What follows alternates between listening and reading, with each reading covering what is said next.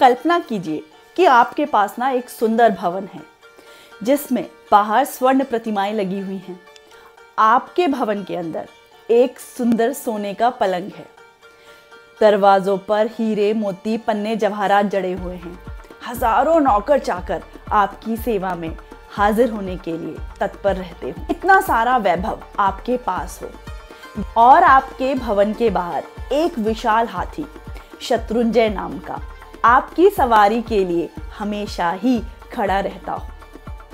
जब आप उस महल से बाहर निकलें तो करोड़ों लोग आपको देखने के लिए आपके लिए उपहार ले अपने नेत्रों में असीमित प्यार लेकर खड़े हों। जब आप वहां से गुजरें तो आपको सिर्फ अपने नाम की ध्वनि सुनाई दे, राम राम राम, हमारे राम कब बनेंगे हमारे महाराज। कुछ ही पलों में आपको ये पता लगे कि आपको जो वैभव मिलने वाला था ना, वो तो नहीं मिलेगा, बल्कि जो आपके पास अभी वैभव है, जो आपके पास धन संपत्ति है, पत्नी है, प्रियजन है, आपको सबको छोड़ के जाना है।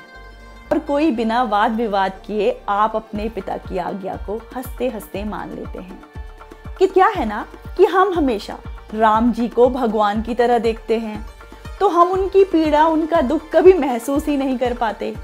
वाल्मीकि जी ने इतनी अच्छी तरह से सब चीज़ों का वर्णन किया है ना कि आपको पता लगता है कि उन पर क्या बीती होगी कि उस क्षण जब उनको सब कुछ छोड़ने के लिए कहा गया होगा ना, तो किन परिस्थितियों में उन्होंने वो निर्णय लिया और कितना साहस ऐसा करने के लिए चाहिए। वाल्मीकि जी कहते हैं कि जब दूत सुमंत श्री राम को बुलाने आते हैं और उनको बोलते हैं कि राजा दशरथ और कैकेयी ने आपको बुलाया है, तो श्री राम सीता जी से कहते हैं कि माता कैकेयी हमेशा मेरा भला ही चाहती है। वही कह रही होंगी दशरथ को कि जल्दी से इसका राज्याभिषेक करा दो, इसीलिए मैं जाता हूँ उनसे मिलने। उन्हें पता ही नहीं था कि जल्दी ही उनका ये भ्रम टूटने वाला है। जब वो रास्ते से गुजर रहे होते हैं ना, तो करोड़ों लोग उनके बारे में, माता कौशल्या के बारे में, सीता जी के बारे में बातें कर रहे होते हैं कि माता कौशल्या कितनी आनंदित होगी कि उनके पुत्र का राज्याभिषेक होने वाला है। उनसे ज़्यादा खुशहाल तो कौन ही होगा इस संसार में। सीता जी के लिए कहते हैं कि वो तो कितनी सौभाग्यशालिनी है जो राजा राम बनने वाले हैं।